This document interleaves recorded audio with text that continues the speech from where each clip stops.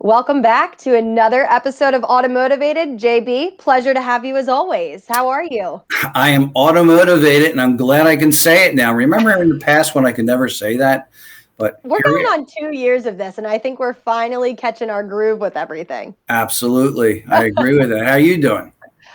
Can't complain. It's finally summer in our neck of the woods. It's been hot. It's what, 90, 95 the past Yep. couple days. Lots of humidity. So I feel like we finally broke the cusp of the 50-degree Memorial Day weather that we had. Yeah. I mean, think about it. The temperature is 40 degrees higher than that weekend. hmm I know it's wild, but all is good on our fronts. We have another really great topic to talk about today. And ironically enough, we have a really great supporting article that we're going to link to this conversation today that you actually prepared for. So, one of the things that we're always talking about how we can make the customer experience better and what we can do for our customers. And at the end of the day, we know that shops are in business for their customers.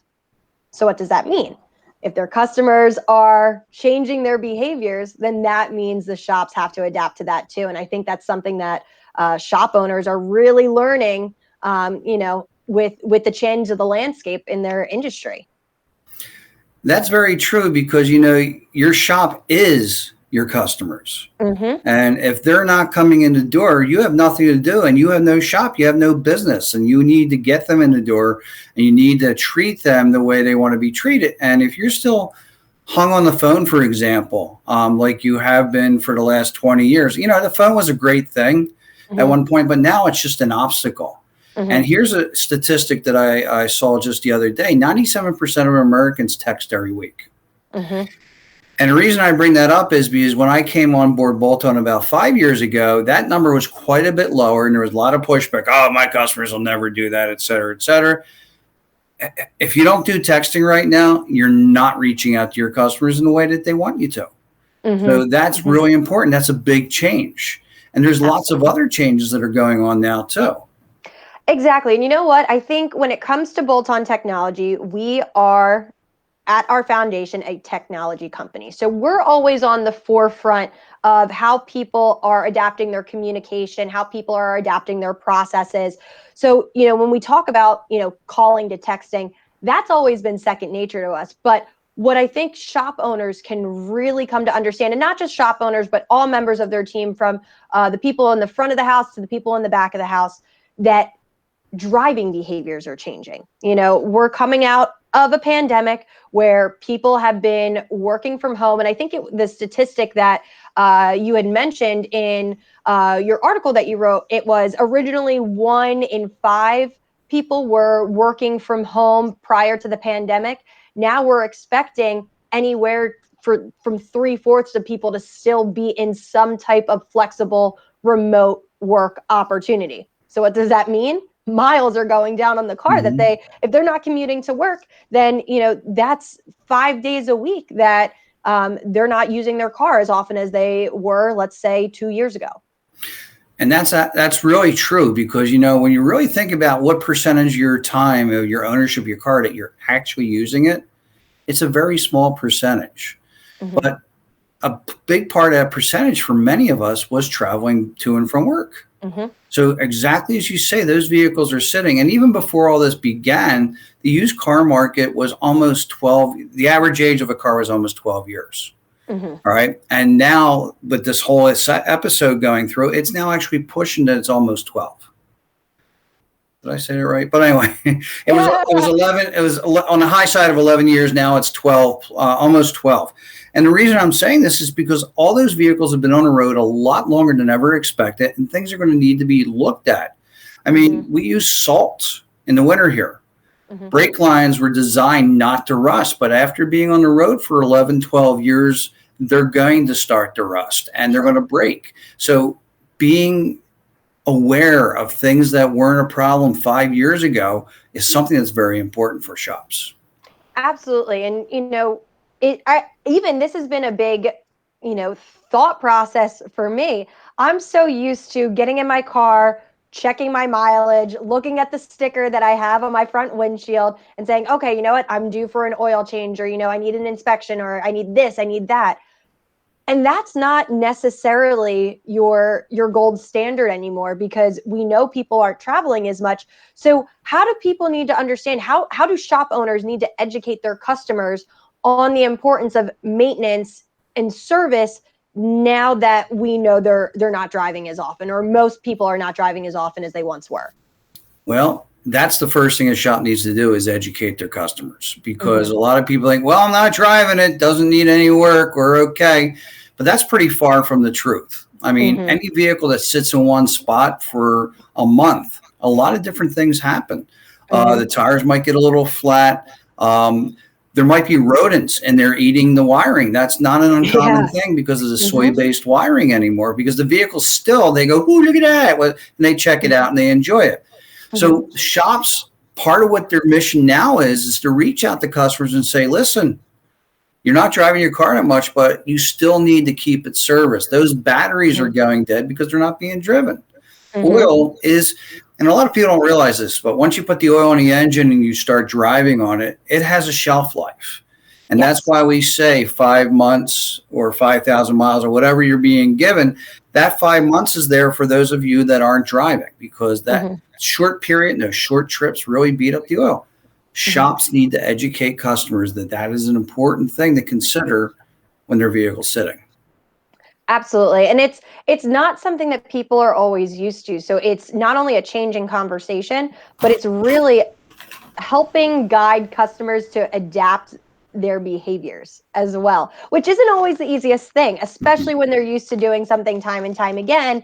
It's a different landscape, and just like their driving behaviors are changing, their maintenance behaviors need to change as well. So I find that to be the most interesting. And just in conversations, I think that's oftentimes the hardest thing for drivers to understand, because that's not what they originally learned. So, the whole concept between time and mileage is really important for your customers to be able to understand. And as we had mentioned, the used car industry is, it's much more relevant now. So, with older cars on the roads, what does that mean for maintenance and service, and how are we seeing people shift from purchasing new vehicles to really maintaining the ones that they have?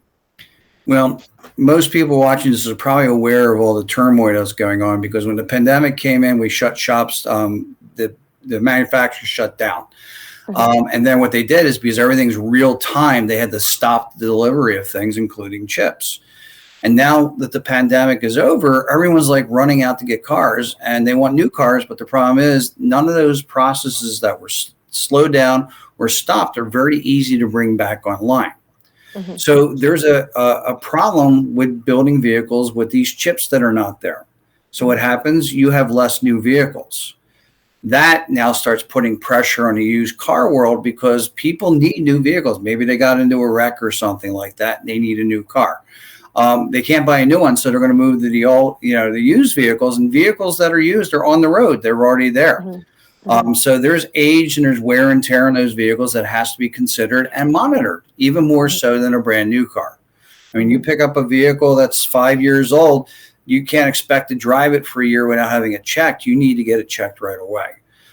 So that's changing things up. And know what? There's another thing that's putting pressure on those used cars, is the rental companies can't get new cars. Mm-hmm. So they're coming in and competing with everybody and buying the used cars, making it even more scarce. Mm-hmm. So this is something that a lot of shops may be looking at, and they might say, well, we can make a couple bucks selling some used cars. Well, there you go. Go Mm-hmm. out there and find those vehicles. If you have customers that are getting to the end of their driving time, have a conversation. Mm-hmm. And get in on the thing, get on the wave, and make Mm-hmm. your money out of that. So there's a lot of things happening now, and what's going to happen down the line that we're not aware of yet. That's again going to affect the age of these cars and how often we need to look at them. Absolutely. And I think, the main point of this conversation, while we're seeing a lot of things change within the industry, it's so important for shop owners to have this growth type of mindset, right? So you need to be comfortable with the fact that things are changing, things are going to evolve, behaviors, or you're going to need to adapt to different behaviors. And oftentimes with change comes a lot of uncertainty and a lot of frustration. But in an industry such as automotive, that we've seen crazy advancements, especially over the past decade, this is something that the team needs to get used to and stay at the front end of the changes, to be able to adapt, to make sure that their customers are, still coming back to them and not going to any of their competitors. Well, I think you kind of hit on one of the things that's very important for people to realize. The automotive field has changed so much, and you are constantly trying to keep up with the technology that's rolling in your doors. And because of that, maybe you're tired and you don't want to think about applying new technology to how you do your job. Well, if that's the case, that is something you need to get out of your system right now, because as we were talking before, text has taken off. 97% of the people saying they do it. Well, kiosk are now another thing that we don't even realize that we're interacting with these all the time. And just a few days ago on Facebook, I was having a conversation with a number of people how, we'll never put that in there. We'll never use a kiosk and whatnot. That was the same conversation with texting 5 years ago. Exactly. And it doesn't have to usurp. You don't fire your advisors and put kiosk out there. You use it for those customers that are used to the technology and they want to come to you because you use it. They can bleep in their way in and get out the door, and that's what they want. The efficiency is huge. People are constantly on the move, and if they feel that going to a place for a service becomes more of a hassle, that's when they start looking for other options. And giving options is really big. I mean, I always talk about a customer I had way back when, before kiosk. His thing is that if I was busy, would throw the keys at me and say, call me, because he didn't want to wait. But if I had a kiosk at that time, he could have put all his info in there, left the keys where they need to be, and be out of there. And that would have been a lot more professional. Absolutely. Well, I think this is a great conversation. We're seeing all of these changes happen.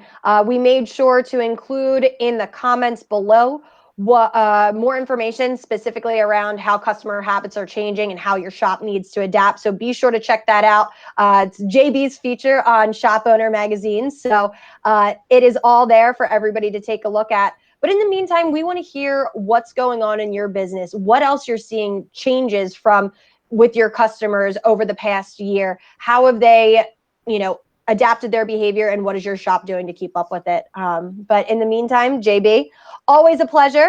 I know you're automotivated. I sure am automotivated. I was so close. And all you folks out there, say automotivated and become it. Yeah, exactly. So we'll be back with another episode of Automotivated again in 2 weeks. We have some special guests that are coming up over the next couple months, so be sure to stay tuned. Follow us on Facebook, check out the schedule that's coming up, and let us know what conversations you want to have. But until next time, JB, always a pleasure. Thanks for joining. Always, Shana. Take care, everybody. Bye, everyone.